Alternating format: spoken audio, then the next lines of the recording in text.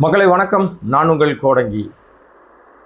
காங்கிரஸ் கட்சியில் இப்போ பெரும் சலசலப்பும் பரபரப்பும் ஏற்பட்டிருக்கிறது. இதற்கு காரணம் என்ன அப்படின்னா, 8ஆம் தேதி நடைபெற்ற அந்த இந்தியா கூட்டணியுடைய கூட்டம், அதில் கலந்து கொண்ட தலைவருடைய பேச்சுக்களும் அவர்கள் முன்வைத்த அந்த சந்தேக சங்கடங்களும் கேள்விகளும் காங்கிரஸ் கட்சியை நிலைகுலைய வைத்திருக்கிறதுன்னு தான் சொல்லணும். ராகுல் காந்திக்கும் சோனியாவுக்கும் இடையிலேயே கடுமையான வார்த்தை போர்லாம் நடந்திருக்கிறதா சொல்லப்படுது. என்னத்திற்காக அப்படின்னா, தமிழ்நாடு அரசியலில் அவர்கள் எடுத்த அந்த முன்னெடுப்புகளும் அதன் மூலமாக இந்தியா கூட்டணியில் ஏற்பட்ட அந்த சலசலப்பும் பரபரப்பும் இந்தியா கூட்டணியே உடைகிற சூழலுக்கு சென்றதும், முக்கியமாக பல எம்பிக்களை கையில் வைத்திருக்கிற இந்திய அளவில் கிட்டத்தட்ட ஒரு 22 எம்பிக்களுக்கு மேலே மக்களவையிலும் மேல் சபையில் ஒரு குறிப்பிட்டத்தக்க எம்பிக்களை மொத்தம் 32 எம்பிக்களை வைத்திருக்கிற திமுக இந்தியா கூட்டணியிலிருந்து பகிரங்கமாக வெளியேறிவிட்டது. அது ஒரு பெரிய பின்னடைவாக காங்கிரஸுக்கு பார்க்கப்பட்டது. இதற்கு காரணம் திமுகவா காங்கிரஸா என்று பார்த்தால் காங்கிரஸ் தான் சவாரி பண்ணிவிட்டு முதுகலை குத்தி விட்டதுன்னு சொல்லி திமுக சொன்ன அதே கருத்தை தான் அந்த கூட்டத்திலேயே பலரும் பலவிதமாக வேறு வகையில் வெளிப்படுத்தினால். திருமாவளவனாக இருக்கட்டும், அகிலேஷ் யாதவாக இருக்கட்டும், சிபு சோரனாக இருக்கட்டும், இன்னும் பலரும் அந்த கருத்தையே முன்வைத்தார்கள்.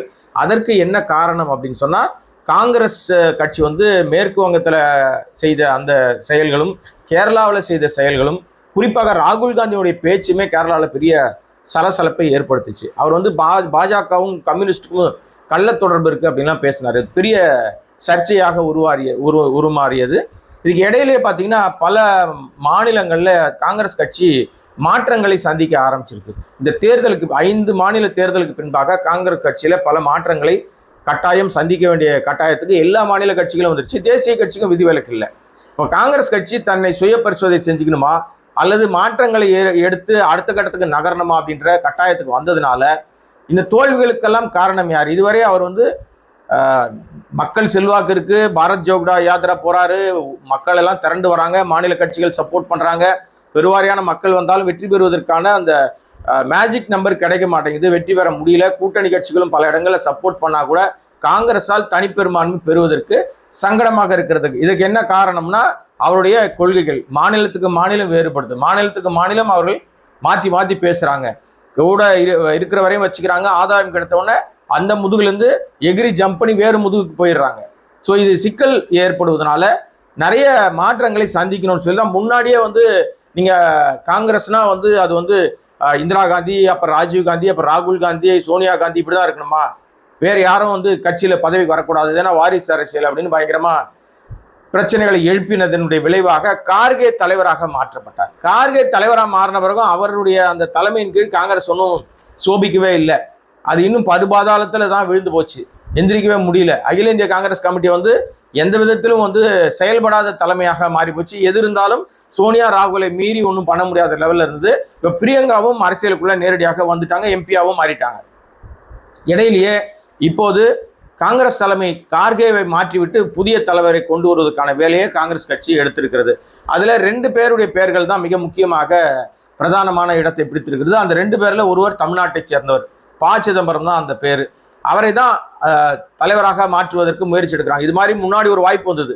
எப்போனா நம்ம மூப்பனாருக்கு அந்த வாய்ப்பு வந்தது. ஆனால் மூப்பனாருக்கு அந்த வாய்ப்பை தரக்கூடாதுன்னு பல செயல்கள் நடைபெற்றது. அதனால அது தடைபட்டு போச்சு.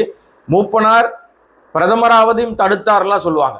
அந்த குற்றச்சாட்டில் சிக்கினவர் நம்ம கலைஞர் கருணாநிதி தான். அவர் தான் மூப்பனார் பிரதமராவதை தடுத்தார்னு சொல்லுவாங்க. அது உண்மையா பொய்யா நமக்கு தெரியாது. அந்த காலகட்டத்தில் எழுப்பப்பட்ட குற்றச்சாட்டு அது. ஸோ அதே மாதிரி இப்போது மீண்டும் ஒரு வாய்ப்பு கிடைத்திருக்கிறது. ப. சிதம்பரம் தலையாட்டினார்னா அவர் அகில இந்திய காங்கிரஸ் கமிட்டியோட தலைவராக மாறலாம். அப்படி இல்லைன்னா அடுத்த சாய்ஸாக யாரை வச்சிருக்காங்கன்னா, சமீபத்தில் கர்நாடகா முதல்வராக ரிசைன் பண்ணிட்டு இப்போ மத்திய அந்த மாநில அரசியலேருந்து மத்திய அரசுக்குள்ள போறாருல, நம்ம அகில இந்திய அரசியலுக்குள்ள போயிருக்கிற சித்தராமையாவுக்கு அந்த வாய்ப்பு இருப்பதாக சொல்லப்படுது. அவருக்கும் ஒரு பெரிய நீண்ட நெடிய காங்கிரஸ் அனுபவம் உள்ளவர், எல்லாரையும் அரவணைச்சு செல்லக்கூடிய ஒரு மனிதராக. தென் மாநிலங்களில் ஏன் இவங்க கவனம் செலுத்துறாங்க அப்படின்னா, பெரும்பாலும் தேசிய கட்சிகள் இருக்கிற தலைவர்கள் எல்லாமே வட மாநிலங்கள்லேயே இருப்பாங்க. ஊபியில் இருப்பாங்க, குஜராத்தில் இருப்பாங்க, இப்படிதான் இருப்பாங்க. நீங்க எந்த கட்சி இருந்து நீங்க பாஜக எடுத்துங்க, காங்கிரஸ் எடுத்துங்க, இது வரைக்கும் அங்கிருந்தவர் தான். தென் மாநிலங்களில் அகில இந்திய அளவில் ஒரு தலைவர் உருவாக்குறார் என்றால் அது ஒரு பெரிய ஆரோக்கியமான விஷயமாக இருக்கும். அப்படின்னு சொல்றேன். வளர்ந்து வருகிற பொருளாதாரத்திலும் சரி, பல்வேறு விஷயங்கள்லையும் சரி, நாட்டை முன்னேற்றுகிற விஷயங்கள்லையும் சரி, பல விஷயங்கள் தென் மாநிலங்கள் இருந்து தான் பெரிய அளவுக்கு அது வந்து தீப்பந்தமாக கிளம்புகிறது. அந்த அடிப்படையில தமிழ்நாட்டுக்கோ அல்லது சித்தராமையாவுக்கோ கொடுக்கலாம் அப்படின்னு சொல்லி பேசும்போது ப. சிதம்பரத்துக்குள்ள ஒரு சின்ன தயக்கம் இருக்கு. ஏன்னா இப்போது இருக்கிற காங்கிரஸ் கோஷ்டிக்குள்ள அவரால் அதை திறம்பட செய்ய முடியுமான ஒரு சந்தேகம். அதற்கு இன்னொரு காரணம், வேகமான அரசியலுக்குள்ள அவர் இப்போ போகக்கூடாது, ரொம்ப சைலண்டா இருக்கார். அதற்கு பல காரணங்கள் சொல்லலாம். அவர் மீது வந்து பழைய தூசி தட்டக்கூடிய வழக்குகள்லாம் இருக்கு. மோடி வந்து அவரை சும்மாவே ஆடுவாங்க, இது சலங்கை கட்டினா என்ன ஆகும், அந்த மாதிரி விஷயங்களை நேரடியாக எதிர்கொள்வதில் தயக்கம் இருக்குமோன்னு ஒரு விஷயம் இருக்கு. ரெண்டாவது, காங்கிரசுக்கும் திமுகவுக்குமான முறிவு வந்து ப. சிதம்பரம் விரும்பவில்லை. ஏன்னா ப. சிதம்பரம்லாம் திமுகவோட ரொம்ப அனுதாபி, அவர் ரொம்ப நெருக்கமான இணக்கமான நட்பு கொண்டவர். அந்த கூட்டணி பஞ்சாயத்தில் இருக்கும்போது கூட அந்த கூட்டணி சுமூகமாக சோனியா காந்தி அனுப்பி வந்து பேசி பேச்சுவார்த்தை நடத்தி முடிச்சவர் வந்து யாருன்னா ப. சிதம்பரம் தான். அப்படிப்பட்டவர் இப்போ வந்து அகில இந்திய தலைவரானால் திமுகவுக்கு நன்மை தானே அப்படின்னு நினைச்சா, இங்க வந்து அதை ராகுல் காந்தியை பகைத்து கொண்டு நீங்க வந்து தமிழ்நாட்டில் அதை செய்ய முடியாது. என்னதான் சோனியா காந்திக்கு வந்து சாஃப்ட் கார்னர் இருந்தா கூட அங்கே வந்து அவர் செய்வது பெரிய சிக்கலாக இருக்கும். அப்ப அந்த அடிப்படையில நம்ம ஆவேசமான விஷயத்தையும் பேச முடியாது, ரொம்ப கருத்துக்களையும் எடுத்து செய்ய முடியாது. அப்போ அந்த தலைவர் பதவின்றது ரப்பர் ஸ்டாம்ப் தலைவர் பதவி தான். என்ன இருந்தாலும் ராகுல், சோனியா, பிரியங்காவை மீறி அவர்களால் எந்த முடிவும் எடுக்க முடியாது. அப்படிப்பட்ட இடத்துல நம்ம ஏன் உட்காரணும்னு ப. சிதம்பரம் நினைக்கிறார் போல இருக்கு. இது ஒரு பக்கம். இன்னொரு பக்கம் சித்தராமையாவுக்கு அதை பத்தி பிரச்சனையே இல்லை. அவர் தலைவர் பதவி கொடுத்தா சந்தோஷமா ஏத்துக்கிட்டு அடுத்த வேலையை பார்ப்பார். ஏன்னா அவர் முதல்வர் பதவியிலிருந்து அவர் இறக்கி விட்டதிலே அவர் கொஞ்சம் வருத்தம் இருக்கிறது. இருந்தாலும் இந்த டி.கே. சிவகுமார் தலைமையிலான கர்நாடக அமைச்சரவையில சித்தராமையா மகனும் வந்து அமைச்சராக இருக்கார். அதனால அது ஒரு விஷயமாக இல்லை. இருந்தாலும் இந்த ஒரு தலைமை பதவி அவருக்கு கிடைக்குது. இப்ப நம்ம அகில இந்திய அளவுக்கு பேசி தமிழ்நாட்டு மக்களுக்கு என்ன பிரயோஜனம் நினைக்கிறீங்களா? இதை ஏன் நான் சொன்னேன்னா, தமிழ்நாட்டை சேர்ந்த ஒருவருக்கு வாய்ப்பு பிரகாசமாக தெரிகிறது. அவர் வந்து சரி சொன்னார்னா வாய்ப்பு கிடைக்கும், இல்லைன்னா இல்லை. அதே நேரத்தில் பல மாநிலங்கள்ல மாற்றங்களை சந்திக்க போறாங்க காங்கிரஸ் சொல்றோம்ல. எந்த மாநிலத்தில் சந்திச்சாலும் சந்திக்கலாம், நமக்கு என்ன இருக்கு? அதனால நம்ம மாநிலத்தில் என்ன பண்ண போறாங்க? தமிழ்நாட்டில் காங்கிரஸோட லட்சணம் எப்படி இருக்கிறது? காங்கிரஸ் அடுத்த கட்ட நகர்வுக்கு இப்போ விஜயோட சேர்ந்து கொண்டு என்னெல்லாம் பண்ண போறாங்க? ஏன்னா இப்போ நிச்சயமாக திமுக இருந்து வெளியே போயிட்டாங்க. அப்போ அவங்களுக்கு அடுத்த ஆப்ஷன் இருக்குது, ஒரே ஒரு ஆப்ஷன். அது வந்து நம்ம விஜயனுடைய தாவேக கட்சி தான். இந்த தாவேக கட்சியினுடைய அந்த விஷயங்கள் என்ன வருது அப்படின்னு சொல்லி பார்த்தீங்கன்னா, உங்களுக்கு வந்து அவர்கள் காங்கிரஸுக்கு அமைச்சரவையில் 2 இடம் கொடுத்துருக்காங்க, 2 அமைச்சர்கள் இருக்காங்க, கூட்டணியில் இருக்காங்க. எல்லாம் இருந்தாலும் இந்த தாவேக கட்சி, அதுவும் குறிப்பாக விஜய் அவர் வந்து இதுவரைக்கும் ஆட்சி அதிகாரத்துக்கு உட்கார்ந்தது நாள்ல இல்ல, கட்சி ஆரம்பிச்ச நாள்ல இருந்தே மோடி அவர்களை எதிர்த்து பேசியதில்லை. மோடின்ற பேரை கூட உச்சரிக்கல. பாஜகன்ற பெரிய விரல் விட்டு எண்ணி விடலாம், 1 முறை 2 முறை 3 முறை தான் சொன்ன மாதிரி தான் நினைவுக்கு இருக்கிறது. இந்த மாதிரி வந்து பாஜக எதிர்ப்பை காட்டாத ஒரு தலைவரோடு காங்கிரஸ், பாஜகவுடைய நேர் எதிரியாக இருக்கிற காங்கிரஸ் எப்படி வந்து வருங்காலங்களில் செயலாற்ற முடியும்? இப்ப தமிழ்நாட்டில் பாஜகவை கடுமையாக எதிர்த்தாதான் அந்த வாக்கு வங்கியை பெற முடியும். இப்ப திமுக அந்த வேலையை ரொம்ப தெளிவாக செய்தது. இப்ப பாசிசமா பாயாசமான்னு கேட்டாருன்னா பாயாசத்தை குடிச்சு முடிச்சிட்டாரு யாரு? விஜய். பாசிசத்துக்கு என்ன பண்றாருன்னா, பாசிசம் பக்கமே திரும்ப மாட்டாரு, இப்படியே போறாரு, அப்படியே மறைச்சிட்டே போவார். தெரியுமா, ஒரு படத்துல வந்து மிலிட்டரி ட்ரெஸ்ல நம்ம இவர் இருப்பார், இயக்குனர், அவருடைய அந்த அது காமெடி சீன். பார்த்திபனும் நம்ம கவுண்டமணியும் அப்படியே மறைச்சிட்டே போவாங்க. பார்த்திபன் இல்லை, நம்ம சரத்குமாரும் கவுண்டமணியும் அப்படியே வந்து டின்னு வச்சு மறைச்சிட்டே போவாங்க. அவர் கூப்பிட்டு கேட்பார், தேவயானியும் சுந்தரராஜனும் கூப்பிட்டு கேட்பாங்க, உன்னை எங்கேயோ பார்த்த மாதிரி இருக்கு, அந்த இதை முகத்தை காட்டு அப்படின்னா டக்குன்னு இப்படி திருப்புவாங்கல்ல. அந்த மாதிரி இவர் வந்து பாயாசத்தை குடிச்சு முடிச்ச நம்முடைய தாவேக தலைவர் விஜய் அவர்கள் பாசிசம் பக்கம் போனோம்னா அப்படி மறைச்சிட்டே போறாரு. டெல்லிக்கு போனா கூட பாத்தீங்கன்னா ரொம்ப தெளிவா இருக்காரு. இப்போ ராகுலை பார்த்திருக்காரு, சோனியாவை பார்த்திருக்காரு. இது வந்து மோடி, அமித்ஷா அந்த இரட்டை குழல் துப்பாக்கி வந்து அது வந்து ஒத்து போகுமான்லாம் தெரியல. அது இனிமே போக போக தான் பார்க்க முடியும். அதனால அப்படி ஒரு எதிர்ப்பு காட்டாத மனநிலை, இருக்கிற இடம் தெரியாம சூதானமா இருந்தனுண்டா சாமி அப்படின்ற மாதிரி ஒரு விஷயம். என்ன பண்ண முடியும் இப்ப? ஏன்னா அவருடைய சிக்கல் அந்த மாதிரி. அவருக்கு மேல வந்து ஒரு 42 பேருடைய, அந்த 41 பேருடைய மரண வழக்கு, சிபிஐ வழக்கு இருக்கு. ஏற்கனவே பணம் வாங்கி மறைச்சி பதுக்கின வழக்கு, ஐடி வழக்கு இருக்கு. இப்படி வெளிநாட்டு காரை இறக்குமதி பண்ணி நான் பணம் காட்ட மாட்டேன்னு சொன்ன வழக்கு இருக்கு. இப்படி ஏராளமான வழக்குகளை தன் மேல வச்சுக்கிட்டு தூய சக்தின்னு சொல்லி ஊரை வந்து நல்ல மக்களை வந்து மசாலா தடவி ஏமாத்திக்கிட்டு இருக்கிற நம்முடைய ஜோசப் விஜய் எப்படி பாஜகவை எதிர்ப்பார்? அப்ப பாஜக எதிர்ப்பே இல்லாத ஒருவரோடு காங்கிரஸ் அணி சேர்ந்தால் எப்படி அது வந்து இங்க மாநிலத்தில் அவர்களுக்கு பலன் தரும் அப்படின்ற ஒரு கேள்வியும் இருக்குது. என்ன பண்ண போறாங்கன்னு தெரியல. இது ஒரு பக்கம்.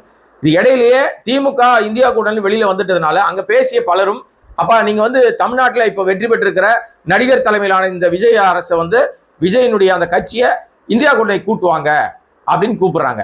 அந்த கூட்டத்துக்கு ஏன்டா கூப்பிடல அப்படின்னு சொன்னா 8ஆம் தேதி நடந்த கூட்டத்துக்கு ஏன்டா கூப்பிடலன்னா இவங்களுக்கு எம்பி இல்ல, அந்த அடிப்படையில் நாங்க எம்பி வச்சுக்கிற ஆளை மட்டும் தான் கூப்பிட்டோம். நாங்க அங்க போனா வந்து எல்லாரும் வந்து காங்கிரஸ் கட்சியை பொழந்து கட்டிட்டாங்க. திருமாவளவன் உட்பட எல்லாருமே பொழந்து கட்டிட்டாங்க. அது பெரிய அதிர்ச்சி, ஷாக்கு. இப்ப இந்தியா கூட்டணிக்கு உங்களை கூப்பிடணும்னா விஜய் போவாரானா அதுல பெரிய தயக்கம் காட்டுகிறார் விஜய். நட்பு பாராட்டலாம், நான் வரேன் உங்களை பாக்குறதுக்கு, நீங்க வாங்க என்னுடைய பதவியேற்பு விழாக்கு, அதெல்லாம் இந்த லெவலோட நிறுத்திக்கலாம். நம்ம இதுதான் நமக்கான அந்த உறவு முறை கரெக்டா இருக்கும். நான் கிட்ட வந்து உங்களோட கலந்துட்டேன்னா பெரிய அண்ணனா இருக்கிற மோடி அவர்களும் அதுக்கு பெரிய அண்ணனா இருக்கிற அமித்ஷா அவர்களும் கோச்சிப்பாங்க. அப்ப நான் எனக்கு வந்து மாநிலத்துல சிக்கலா போயிடும். ஏற்கனவே என் தலைக்கு மேல ஏகப்பட்ட பிரச்சனை, நானே சேர்த்து வச்சிருக்கிற பிரச்சனை, போதா குறைக்கு என்னுடைய கட்சிக்காரங்க டிவிகே உடைய அந்த அந்த ரசிக குஞ்சுமணிகள் பண்ற ஏழ்றைகள், அட்ராசிட்டிகள், இது எல்லாமே அந்த அமைச்சர்கள் பண்ற கூத்துக்கள் எல்லாம் சகிக்க முடியாம இருக்கு. இதுல இருந்து நான் தப்பிக்கணும்னா நாம ஃப்ரெண்ட்ஷிப்பை தூரமாவே வச்சுப்போம். நீங்க டெல்லியாவே இருங்க, நான் வந்து தமிழ்நாடாவே இருக்கேன், கலந்தாதான் ப்ராப்ளம் அப்படின்ற மாதிரி ஒரு சூழ்நிலையில இப்ப தாவேக இருப்பதாக தான் தெரிகிறது. அதனால இந்தியா கூட்டணிக்குள்ள விஜய் போவதற்கு தயக்கம் காட்டுகிறார். அதுக்கு என்ன காரணம்னா நான் ஏற்கனவே சொன்ன இந்த காரணங்கள்லாம். இதுக்கு இடையில தமிழ்நாடு தலைவராக இருக்கிற இப்ப செல்வ பெருந்தகை வந்து ஏற்கனவே தேர்தலுக்கு முன்பாக அவர் மீது பயங்கர அதிருப்தி இருந்தது. தேர்தல் முடிந்த உடனே தோல்வி வேற, அவரும் தோத்து போயிட்டாரு. ஆகவே தலைவர் பதவியில் வந்து அவர் மாற்றப்படுகிறார் என்ற தகவல் முன்னாடியே தெரியும். அவர் மாத்த போறாங்க அவரை. அப்ப புதிய தலைவராக யாரை போட போறாங்க அப்படின்னா எல்லாரும் என்ன சொல்றாங்கன்னா இவர் வருவார் அவர் வருவார்னு ஆளால் கை காட்டுறாங்க. சமீப காலமாக ஒரு பேர் அடிபட்டுக்கிட்டே இருக்கு. யார் பேருனா மாணிக்க தாகூர் பேர். ஆனால் மாணிக்க தாகூருக்கு அந்த தகுதி இருக்கானா சுத்தமா கிடையாது, ஜீரோ. ஏன்னா மாணிக்க தாகூர் வெறுப்பு அரசியலை பரப்புகிறார். அவர் வந்து விருதுநகர்ல ஜெயிச்சது அகஸ்மாத்தா ஜெயிச்சிருக்காரு. திமுக இல்லைன்னா அவரால் ஜெயிச்சிருக்க முடியாது. தனியார் நேரம் டெபாசிட் கூட வாங்க மாட்டார். என்னதான் கை சின்னத்துல கூட தமிழ்நாட்டில் கை சின்னத்துல நின்று தனியாக நின்று காங்கிரஸ் ஏதாவது ஒரு தொகுதி வெற்றி பெற முடியுமானா வெற்றி பெற முடியாது. ஆனா சவால் விடுவார், வாயில நல்ல வடை சுடுவார். நீங்க வந்து ஏங்க பதவி ராஜினாமா பண்ணக்கூடாதுன்னு கேட்டா உதயநிதியை பண்ண சொல்லு நான் பண்ணுவேன்னு பேசுவார். வம்பு கிழப்பார் எல்லாரையும். அதற்கு காரணம் என்னன்னா இப்ப ஒரு புதிய கூட்டாளி, புது கூட்டாளி சேர்ந்திருக்குல்ல, யாருன்னா நம்ம விஜய், சோசப் விஜய். அதனால அவருக்கு வந்து அந்த கொஞ்சம் ஆணவத்தினுடைய உச்சத்தில் தான் பேசிக்கிட்டு இருக்காரு. விருதுநகர்ல விரைவில் மண்ணை கவுவார்ன்றது ஒரு பக்கம். நம்ம ஏற்கனவே அது ஒரு சம்பந்தமா ஒரு வீடியோ நம்ம போட்டிருந்தோம். அதுல என்ன சொல்லியிருந்தோம்னா அவர் உண்மையிலேயே சரியான காங்கிரஸ்காரராக இருந்தா, அவருக்கு செல்வாக்கு இருப்பது உறுதியானா சேப்பாக்கம் திருவள்ளிக்கணில ஆளை நிப்பாட்டி ஜெயிக்க வைங்கன்னு சொன்னால இப்ப அது கூட வேண்டாங்க. விருதுநகர் அவர் எம்பியாக இருக்கிற விருதுநகர்லயே வருகிற உள்ளாட்சி தேர்தலில் யாராவது ஒரு வேட்பாளரை, அவர் சார்பான வேட்பாளர், எந்த கட்சி கூட்டணி இல்லாம விசில் சத்தெல்லாம் கேட்காம கை சின்னத்துல நிற்பாட்டி விருதுநகர்ல ஜெயிக்க வச்சு சொல்லுங்க பார்க்கலாம். அப்ப அவருக்கு செல்வாக்கு இருக்குன்னு நம்புவான். இப்ப அவர் பேரை தான் வந்து ஊடகங்கள்ல சில பேர் வந்து வேண்டுமென்றே பரப்புகிறார்கள். ஆனா அந்த மாதிரி ஆளெல்லாம் வந்து தலைவராக போட மாட்டாங்கன்னு நான் நினைக்கிறேன். ஏன்னா அவர் எல்லா கட்சிக்கும் இணக்கமாக இருப்பாருன்னா ஒரு கட்சியில ஜால்ரா அடிக்கிறாள் எப்படி பண்ண முடியும்? எல்லா கட்சிகளும் அவருடைய வெறுப்பு பேச்சால் அதிருப்தியில தான் இருக்காங்க. அப்ப எல்லாருக்கும் இணக்கமா போனோம். அதே நேரத்துல தெரியாத முகமா கூட இருக்கலாம், காங்கிரஸ் கட்சியில் நீண்ட காலமா இருக்கலாம், டெல்லி தலைமையோட நல்ல நெருக்கமா இருக்கணும். இப்ப மாணிக்க தாகூருக்கு ராகுல் காந்தி நல்ல நெருக்கம், ஆனால் சோனியா காந்திக்கு மாணிக்க தாகூர் சொல்கிற கருத்துக்களை உடன்பாடு கிடையாது, பிரியங்கா காந்திக்கு உடன்பாடு கிடையாது. அப்ப இந்த குடும்பத்துக்கு இன்னும் அதிகமாக நெருக்கமாக யார் இருக்கா தமிழ்நாட்டு அளவுல பாத்தீங்க அப்படின்னு சொன்னா வேறொரு பெயர் இருக்கிறது. நிறைய பேருக்கு அந்த பெயர் தெரியுமான்னு கூட எனக்கு தெரியாது. விவசாய அணிகளுடைய தலைவராக ஒருத்தர் இருக்கார், மாநில தலைவராக காங்கிரஸ் கட்சியில ஒருத்தர் இருக்கார், பவன் குமார் அப்படின்னு பேர் அவருக்கு. அவர் வந்து பாரம்பரியமா காங்கிரஸ்காரர் தான். அவங்க அப்பா வந்து சாந்திலால் அப்படின்னு சொல்லி அவர் வந்து ஆவடி நகராட்சியினுடைய சேர்மனாக இருந்தார். மூப்பனார் காலத்துல ரொம்ப தீவிரமான களப்பணி ஆற்றியவர். அவர் வந்து ஒத்த பைசா கூட லஞ்சமாகவோ எக்ஸ்ட்ரா பணமாகவோ கையூட்டாகவோ வாங்காத ஒரு மிகப்பெரிய நேர்மையாளராக பதவி காலத்தை நிறைவு செய்தவர். ரொம்ப சாதாரண எளிமையா இருப்பார். நான் ரொம்ப பழகியிருக்கேன் அவர்கிட்ட. ஏன்னா அப்போ அந்த ஏரியாக்களில் நான் செய்தியாளராக இருந்த காலகட்டங்களில் எனக்கு அவரை தெரியும் நன்றாகவே. என்னன்னா அவர் வீட்டுக்கும் நகராட்சி அலுவலகத்துக்கும் வந்து ரொம்ப குறைந்த தூரம் தான், வாக்கிங்லேயே போயிடுவார். இந்த வண்டி எடுத்துட்டு போறது பின்னாடியே ஆள் படம் அதெல்லாம் வச்சுலாம் கிடையாது. இன்னொரு விஷயம், எல்லாரையும் சமமாக பார்க்கக்கூடியவர். ஆக்சுவலா வந்து அவங்க வெளியிலிருந்து இங்க வந்து செட்டில் ஆயிருந்தா கூட இங்க இருக்கிற எல்லாரையும் ஒரே ஒரே தட்டுல பார்க்கக்கூடிய ஒரு மனிதராக இருந்தார். அப்படிப்பட்டவர் அவருடைய மகனுக்கு என்ன சொல்லி கொடுத்துட்டு போனார் தெரியாது. இப்ப அவர் விவசாய அணிகளுடைய மாநில தலைவராக, தமிழ்நாட்டினுடைய மாநில தலைவராக இருக்கார். அவர் பெயரும் இந்த தலைவர் மாற்ற பட்டியலில் இருப்பதாக சொல்லப்படுகிறது. இவருக்கு வந்து ராகுல் காந்தியும் நேரடியாக அறிமுகத்தில் இருக்கிறார். சோனியா காந்திக்கு ரொம்ப மரியாதைக்குரிய அந்த மனிதராக பார்க்கப்படுகிறார். பிரியங்கா காந்திக்கும் அவருக்கு என்ன, இவங்களுக்குள்ள எப்படி இந்த நட்பு அப்படின்னு சொன்னா, சரளமாக இந்தி பேசக்கூடியவர். இப்ப புரிஞ்சிச்சு அவங்களுக்கு. அப்ப அந்த அடிப்படையில அவருக்கு அதிகப்படியான வாய்ப்புகள் இருப்பதாக சொல்லப்படுது.